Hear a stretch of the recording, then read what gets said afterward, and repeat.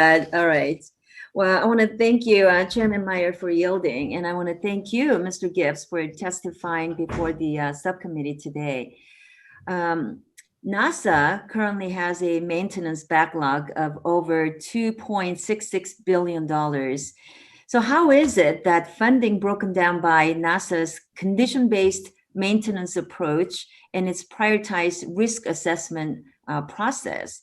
And do all these projects fall under the same priority, or are some more necessary than others?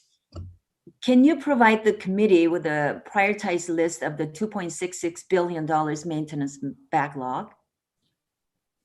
Yes, we can provide you with that list.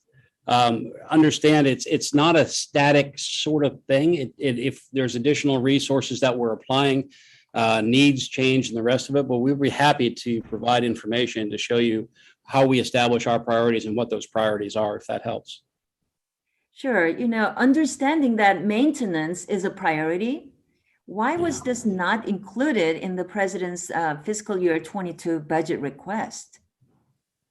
Again, it's one of those things where if you have limited resources, you have to apply those resources to first support the mission, ensure safety, ensure health, and all of those things. And then you have to do the best you can with the resources you have. Unfortunately, maintenance generally is one of the things that gets deferred on a regular basis if you're funded less than what you would have requested.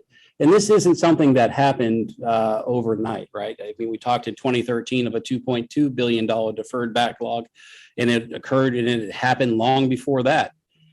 Part of this, and this may not be the best answer, but I think it's really part of our reality, is that maintenance and construction and these things, it's not the glamorous stuff that you see. It's not rocket launches and launch pads and landing on Mars and doing all of the really cool, really important science that we do in aeronautics and all the rest of it. Some of this is, you can't see it. It's the infrastructure behind the scenes that, you don't invest in if you have a new lab, but, you have to remember that these labs and launch pads are supported by this horizontal infrastructure, most of which is pre-World War II or in that era. So it becomes a very difficult problem. I hope I answered your question.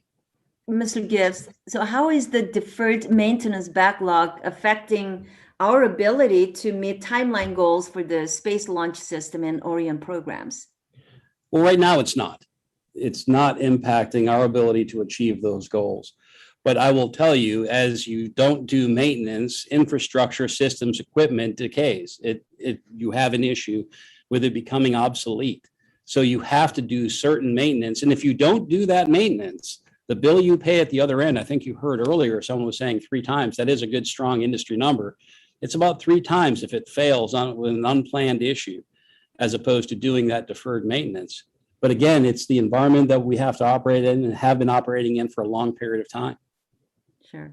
Let me ask you one last question. How can NASA better engage with the private sector and other agencies to better utilize on a reimbursable basis and NASA test stands and wind tunnels and other unique facilities? I think using the Space Act agreements and the Enhanced Use Lease Authority, which we discussed earlier, are 2 great vehicles.